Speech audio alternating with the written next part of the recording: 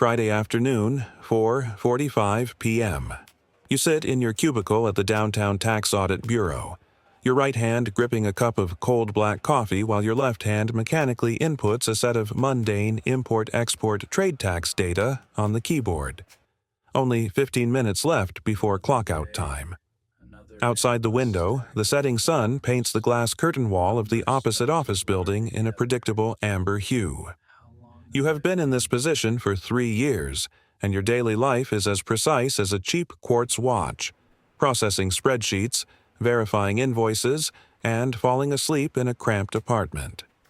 Your screen currently displays the financial records of Ocean Polestar Logistics, just one of hundreds of ordinary foreign trade companies waiting for review. Suddenly, your office door is slammed open, the wooden frame cracking under the impact. Your direct supervisor doesn't even bother to knock. His face is deathly pale, and behind him are two expressionless strangers in dark gray suits.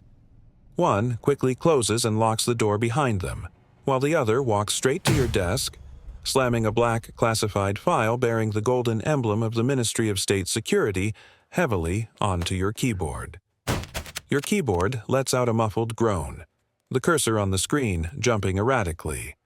The tall man in the suit leans down, his eyes locked onto yours, his icy breath brushing against your face.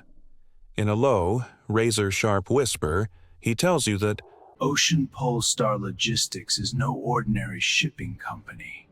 It is the local nerve center for iron wire, the largest money laundering syndicate in Southeast Asia. Exactly 3 minutes ago, the deep cover operative embedded in that case was compromised and publicly executed at an overseas port.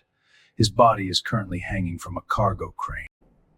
The syndicate's top brass noticed the accounting anomalies and are launching a ruthless retaliatory purge against any local financial personnel who touched these books. Checking his watch, the man coldly informs you that the assassins are already 3 blocks away from this building. You have exactly 2 choices. Pack up your family within 10 minutes and enter the witness protection program. Though given Ironwire's reach, you will face decades of endless running and hiding, or you step up right now to replace the dead agent. Using your razor-sharp financial acumen, you will pose as a corrupt auditor bribed by Ironwire, willingly walking straight into their crosshairs. Your heart hammers violently against your ribs, your fingers trembling uncontrollably with absolute terror. You look at the gruesome photo of the dead operative in the file. His face is blurred out, but the bullet holes in his chest are agonizingly clear. The man in the suit gives you no time to breathe. He slides a micro-pistol equipped with a silencer and a fake driver's license with a new identity across the desk. He tells you that your wife and daughter have already been moved to a secure, classified location by agency tactical units. If you refuse, your life ends the moment the assassins breach this room. If you accept, your real records will be permanently locked in the nation's highest security vault from this exact second. For all intents and purposes, you cease to exist. A crushing weight of moral pressure and immediate death slams down on you like an avalanche. You take a deep breath of the stale office air, the numbing monotony of your old life violently ripped away. You look at the name on the fake license, Lin Yi. It is a complete stranger's name, yet it is about to become your only skin. Your hand shakes as you reach out, slide the license into your suit pocket, and tuck the cold pistol into your waistband. You stand up, taking one last look at the half-empty coffee mug and the framed photo of your daughter on your desk. You know there is no turning back.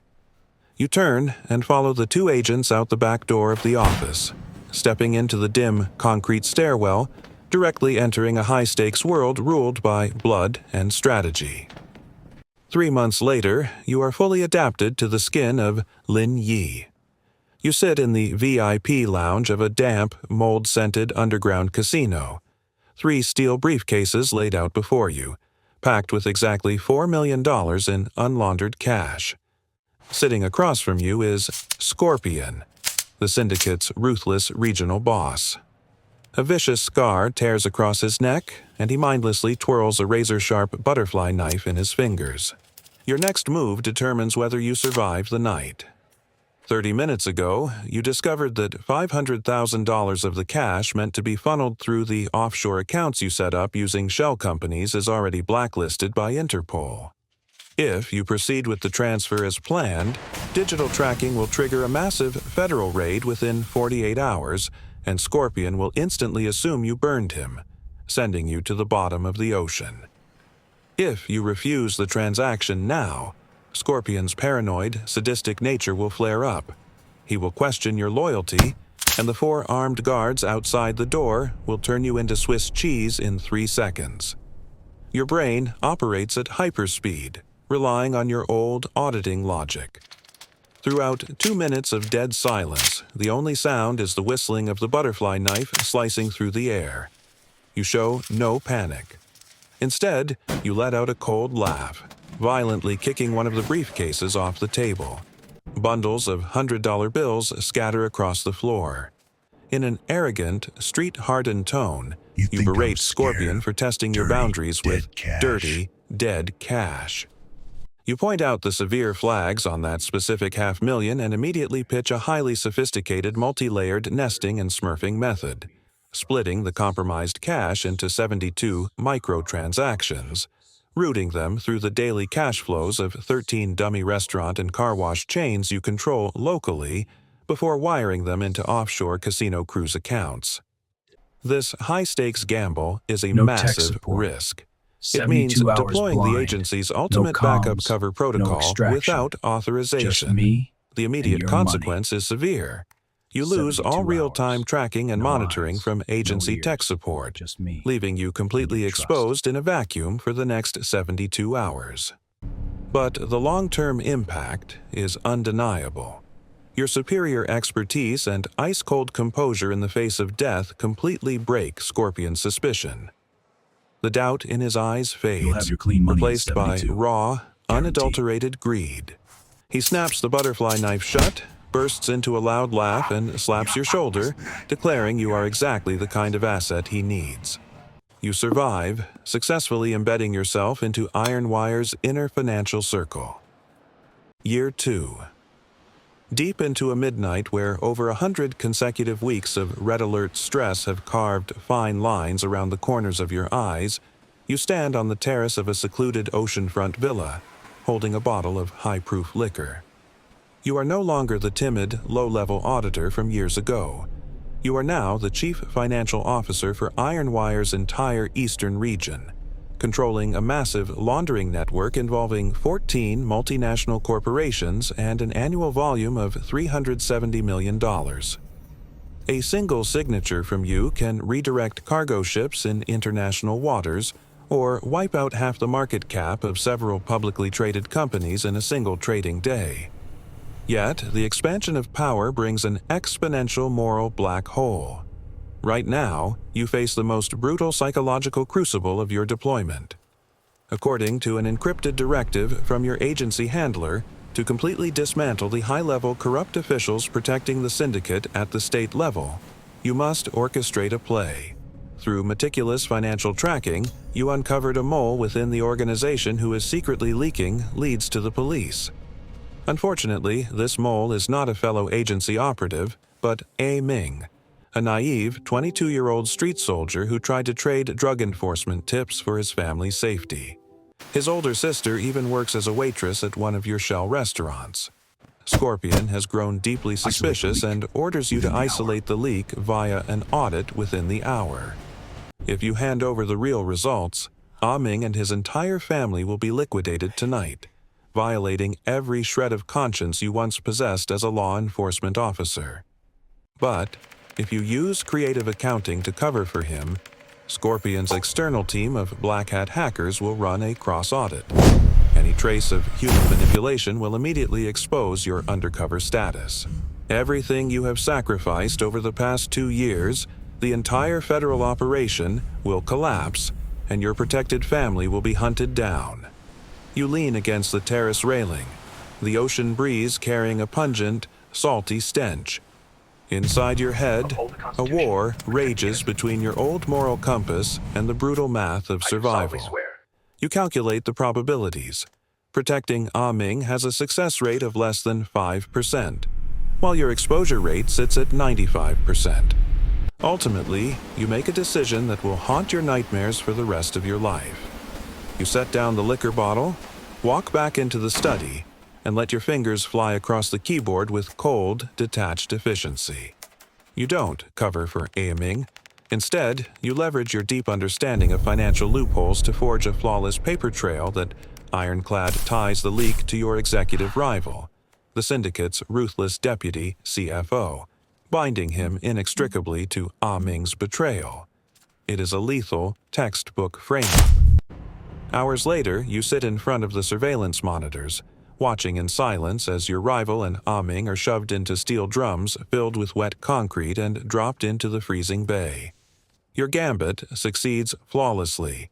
You eliminate a direct threat to your position, solidify your status as Scorpion's sole confidant, and earn the unconditional trust of the syndicate's high command. You are promoted to a core partner overseeing the entire network, commanding an $80 million slush fund. The cost? When you stand in front of the bathroom mirror at 3 a.m., looking into your own dead, emotionless eyes, you realize you can no longer tell if the monster who sacrificed an innocent kid for the greater good is a mask, or if it has devoured your true self entirely. Year 5. The passage of time is an invisible rasp, grinding away your old memories until they are nothing but blurred outlines. You no longer remember the exact angle of your daughter's smile or the warmth of your wife's voice. Your brain is now a hard drive packed with complex laundering equations, black market exchange rates, and the offshore banking routing numbers of corrupt foreign politicians. At this stage, disaster strikes without warning. Your handler, the sole intelligence officer who pulled you into this world 5 years ago, the only person holding the keys to your real identity and your encrypted file, is killed in a freak car crash en route to headquarters. His vehicle and his encrypted hard drives are vaporized in the explosion. To make matters worse, a catastrophic cyber breach hits agency headquarters shortly after, compromising several non-core assets. To prevent a domino-style collapse, Command initiates the highest-level Ghost Protocol, severing all physical and digital lifelines to operatives whose single-line handlers are dead. You become a severed kite drifting through the void. When you visit the designated drop site bookstore at the scheduled safety window to leave an encrypted message via book page codes, you find it has been converted into a clothing boutique. You dial the emergency number burned into your memory from a public payphone. The earpiece yields nothing but a cold, automated recording stating the line is disconnected. You attempt 5 different emergency backup channels, even activating a distress beacon hidden in a Swiss bank vault. The only response is dead silence. You slump into the leather back seat of your luxury sedan, cold sweat instantly soaking through your tailored suit. A terrifying reality hits you. In the government's official records, you are likely marked as missing or defected. You possess no legal identification. Your fingerprints in the federal database map directly to Lin Yi, an international fugitive. You now wield a black market empire generating over $1 billion in cash flow, with hundreds of hardened mercenaries answering your call.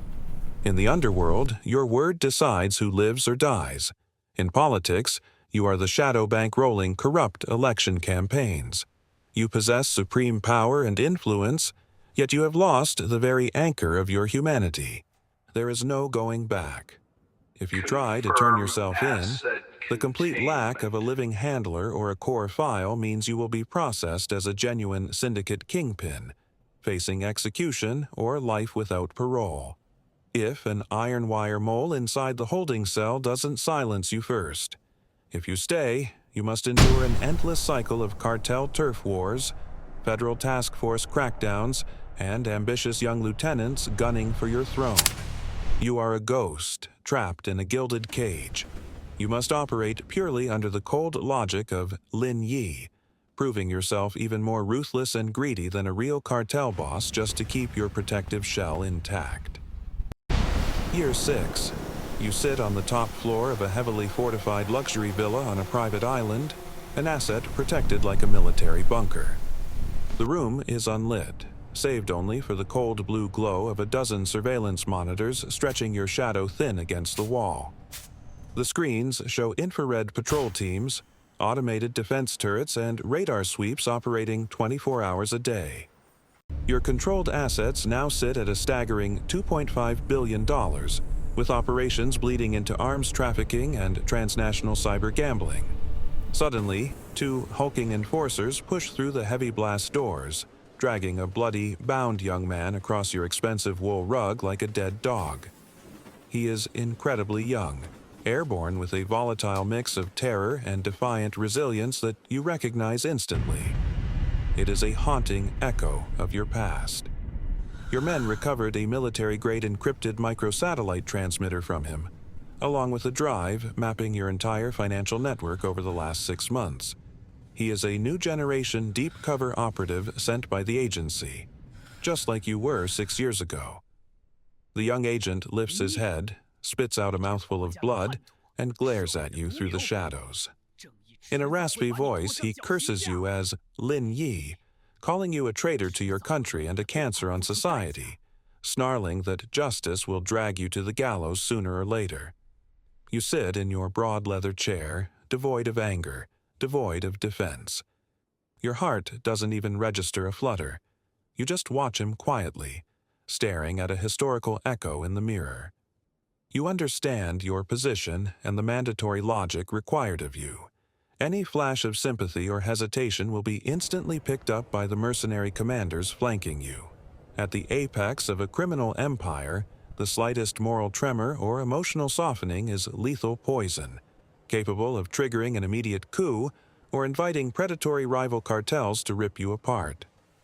The multi-billion-dollar empire keeping you alive would shatter in days, and you would be buried in an unmarked grave. You slowly stand up, your leather shoes making no sound against the thick rug. You walk up to the young operative, looking down at him. You don't explain that you once wore the same badge. You don't tell him that your file was reduced to ash 6 years ago, nor do you tell him how many ghosts the country sacrificed just to let him get this close. Those secrets have rotted away alongside your real name. You draw a custom, gold-plated pistol from your jacket, its aluminum alloy frame catching the cold blue glare of the monitors. Your hands are as steady as a surgeon's scalpel, devoid of the slightest tremor.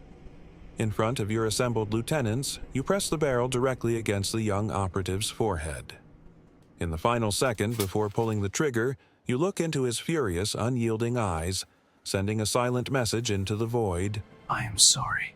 To keep this monstrous web intact, to survive long enough in this abyss until I can drag all of Ironwire down to hell with me, you have to die by my hand. This is not just your execution, it is my life sentence. Bang. The muffled gunshot echoes through the reinforced room. Blood splatters across your marble desk and hits your expressionless face. You don't even reach for a cloth to wipe it away. You simply wave a cold hand, signaling your enforcers to drag the body out and scrub the floor. The room plunges back into a heavy silence. On the monitors, green radar sweeps spin in monotonous mechanical loops, humming every 3 seconds. You walk over to the massive floor-to-ceiling windows, staring out at the pitch-black, churning expanse of the open ocean. The horizon offers no lights, only an endless dark and violent swells waiting to swallow you whole. You touch your face. The skin is cold and rigid. You try to summon your birth name within your thoughts, but you realize with absolute despair that it has deteriorated into a meaningless syllable. You can't even prove to yourself that the name wasn't a fabrication of your fractured mind. You don't know if anyone left at the agency remembers you exist. You don't know when this 6-year deep dive will hit bottom, or if you will die as a decorated hero or be permanently nailed to the pillar of shame as a ruthless cartel godfather when the end finally comes. Suddenly, sirens wail without warning, red strobe lights painting the entire room in a bloody hue. The tactical displays show a fleet of unidentified high-speed interceptors cutting through the waves at 60 knots, heading straight for your private island. Simultaneously, your satellite phone vibrates violently on the desk. An emergency alert from your remaining inside informant. The Federal Task Force, Interpol, and a faction of mutinous lieutenants within your own ranks have launched a synchronized, coordinated hit against you. A new storm slams into your perimeter. Your face remains a blank slate as you slide open your desk drawer, chambering fresh magazines into your sidearm. You take a deep breath of the air, now thick with the scent of ozone and copper. You turn, walking with long, deliberate strides toward the heavy blast doors that lead into an arena of absolute chaos and slaughter. Your trial is nowhere near its end.